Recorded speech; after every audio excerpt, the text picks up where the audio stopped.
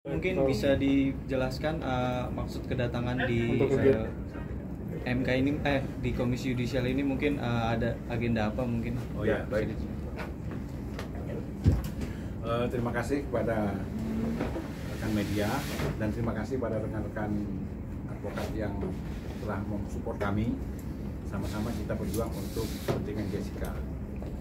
Pada hari ini secara resmi kami melaporkan salah satu hakim yang pernah menyidangkan Jessica pada Pengadilan Negeri Jakarta Pusat.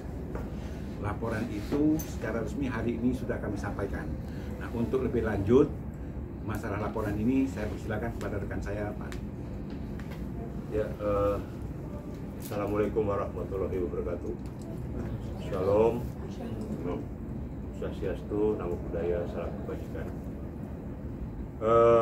Pada pagi hari ini kami dari tim Aliansi Advokat Pembela Jessica Wongso yang terdiri dari kurang lebih ada 3.800 advokat lintas organisasi yang tersebar di seluruh Indonesia.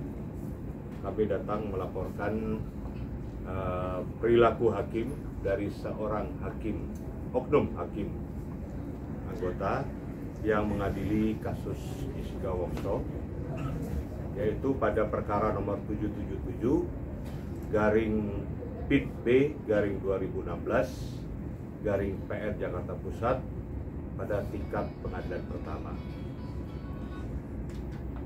Yang perlu kami sampaikan bahwa hal-hal yang kami laporkan adalah perilaku tidak etis dari seorang oknum hakim yang berinisial BG yang telah melakukan tindakan di luar etika sebagai hakim. Pada prinsipnya yang dilakukan adalah yang bersangkutan telah memberikan suatu keterangan atau suatu semacam conference atau semacam suatu penjelasan di luar sidang pengadilan terhadap perkara yang ditangani dan yang telah diputus, yaitu perkara nomor 777 PIT B 2016 PR Jakarta Pusat tentang masalah kasus kopi cyanida yang didakwakan kepada Jessica Kumala Wongso. Bahwa kami melihat perilaku hakim ini ada beberapa hal yang kami sampaikan dalam laporan kami secara tertulis. Itu telah melanggar pasal 7 dari peraturan bersama Mahkamah Agung dan Komisi Yudisial nomor 02 garing PB garing MA garing 9 Romawi 2012, di mana pasal 7 huruf F dikatakan bahwa hakim tidak boleh memberikan keterangan atau pendapat mengenai substansi suatu perkara di luar proses persidangan pengadilan, baik terhadap perkara yang diperiksa atau diputus maupun perkara lain. Sedangkan pasal 7 ayat 3 huruf G, hakim tidak boleh memberi keterangan, pendapat, komentar, kritik, atau pembenaran secara terbuka atas suatu perkara atau putusan pengadilan, baik yang belum maupun yang sudah mempunyai kekuatan hukum tetap dalam kondisi apapun. Pasal 7 ayat 3 huruf H, hakim tidak boleh memberi keterangan, pendapat, komentar, kritik, atau pembenaran secara terbuka atas suatu putusan pengadilan yang telah memiliki kekuatan hukum tetap, kecuali dalam sebuah forum ilmiah yang hasilnya tidak dimaksudkan untuk dipublikasikan yang dapat mempengaruhi putusan hakim perkara lain. Ketiga masalah ini dari pasal 7 ayat 3 peraturan bersama Mahkamah Agung dan Komisi Yudisial nomor 2 garing PB garing MA garing 9 Rum garing 2012 adalah menjadi alasan kuat dari laporan kami terhadap oknum hakim Pengadilan Jakarta Pusat waktu itu yang berinisial BG. Dan perlu kami sampaikan bahwa perkara itu tahun 2016. Namun yang bersangkutan memberikan satu keterangan atau suatu penjelasan atau suatu semacam komentar itu pada satu acara dalam talk show yang diadakan Rossi di Kompas ya, Kompas TV. Itu pada bulan Oktober 2022 yang lalu. Dan akhirnya itu ramai diupload di YouTube pada tahun 2023 ini. Ini yang menjadi dasar bagi kami bahwa sebagai seorang hakim harusnya dia mengetahui tentang etika perilaku dia sebagai seorang hakim, dengan mana ketentuan-ketentuan, larangan-larangan secara etika sudah ada secara tertulis. Sehingga dalam hal ini kami para advokat yang tergabung dalam tim Aliansi Advokat Pembela Jessica Wongso dari seluruh Indonesia, kami terpanggil untuk mengadukan hakim yang bersangkutan ke Komisi Yudisial ini. Kami berharap Komisi Yudisial menerima dan memproses laporan ini. Dan kami tidak mau Komisi Yudisial melakukan proses ini dengan waktu yang sangat lama. Tetapi kami minta agar diproses dalam waktu yang secepatnya, sehingga masalah ini dapat menjadi terang benderang. Dan oleh karena itu kami mengetuk pintu hati, pikiran dari seluruh komisioner Komisi Yudisial untuk dapat menerima laporan kami dan memproses laporan kami ini kepada yang bersangkutan. Sebagaimana kita ketahui, yang bersangkutan sekarang ini menjadi hakim tinggi di Pengadilan Tinggi Jakarta Pusat. Jadi kami minta untuk segera diproses oknum hakim ini, sehingga dia tidak lagi melakukan hal-hal yang di luar batas kewenangannya atau di luar etika seorang hakim. Saya kira itu, mungkin ada tambahan dari teman yang lain. Ini Bu Dame ini adalah salah satu advokat yang mendampingi Jessica pada waktu itu. Nah, beliau mungkin ada tambahan sedikit dari beliau. Teman dari media, saya ingin menambahkan apa yang sudah disampaikan oleh rekan saya yang terdahulu. Di dalam laporan kita ke KAI ini ada 3 memang yang kita laporkan. Pertama tadi adalah di mana hakim anggota yang mengadili perkara Jessica pada saat di Pengadilan Negeri Jakarta Pusat, salah seorang itu menjadi narasumber di dalam acara Rossi di Kompas TV pada tanggal 13 Oktober tahun 2022. Di sana hakim BG ini dengan begitu terbukanya mengomentari apa yang menjadi pertimbangan ataupun putusan yang dia buat pada perkara Jessica, seperti apa tadi yang disampaikan oleh rekan saya. Dan ini sudah diupload di YouTube pada bulan Oktober juga, dan sampai sekarang semua bisa melihatnya itu. Dan kami juga mendapat beberapa masukan-masukan termasuk dari luar negeri, kenapa ada hakim yang berperilaku seperti demikian. Apakah di Indonesia memang itu diperkenankan? Tapi kembali kita lihat seperti kode etik daripada hakim, bahwa hakim itu dilarang untuk mengomentari perkara yang sedang ditanganinya ataupun yang sudah diputus di luar daripada persidangan. Ini salah satu pelanggaran yang dilakukan.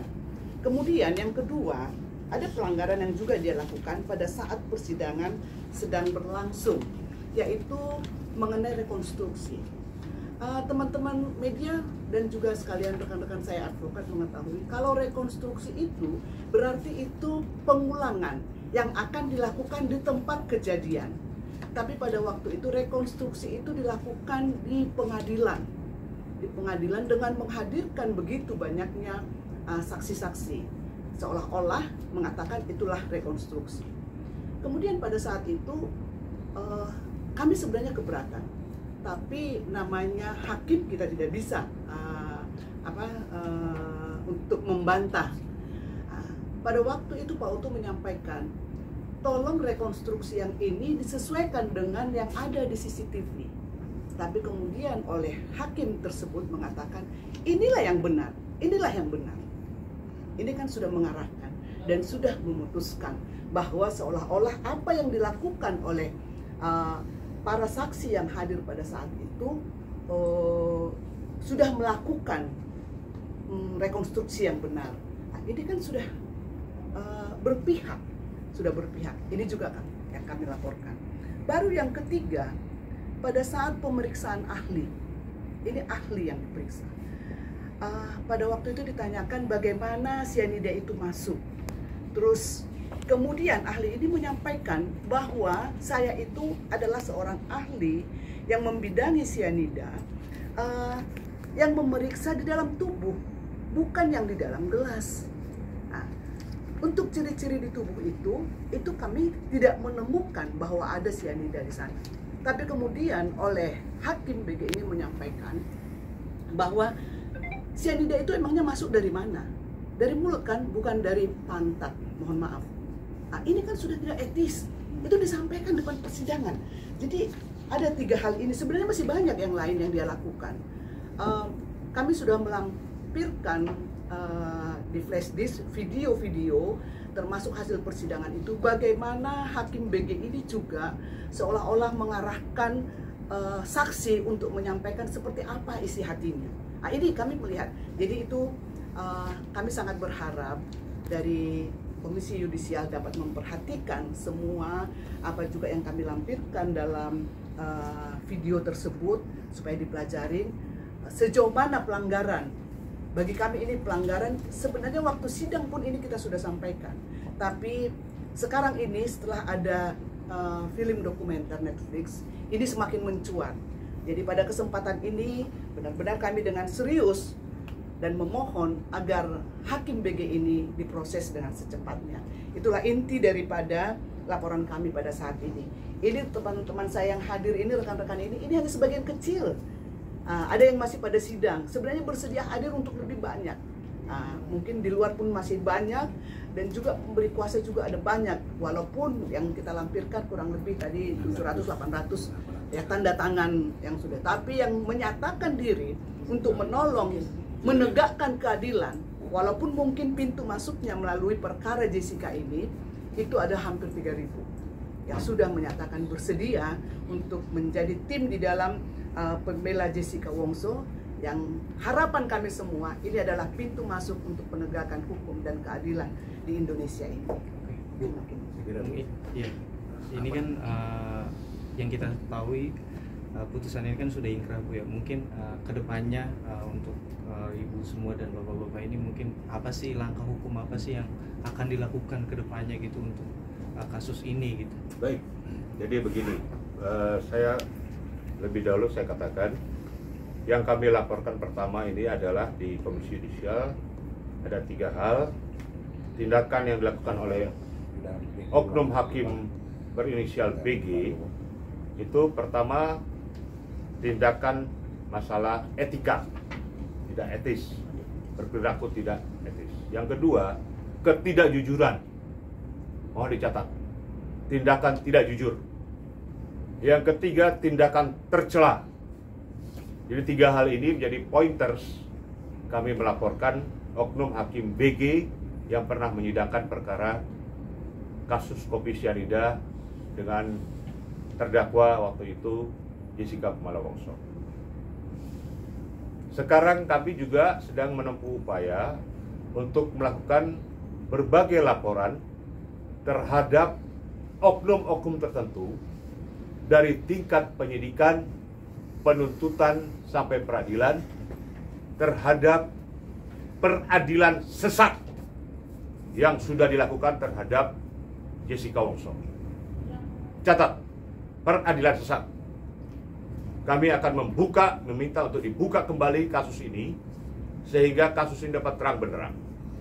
Saya punya satu keyakinan bahwa Jessica Wongso tidak melakukan pembunuhan berencana sesuai dengan dakwaan 340, pasal 340 KUHP. Dan saya punya keyakinan juga bahwa almarhumah Mirna Salihin tidak mati oleh karena diracun sianida oleh Jessica Wongso.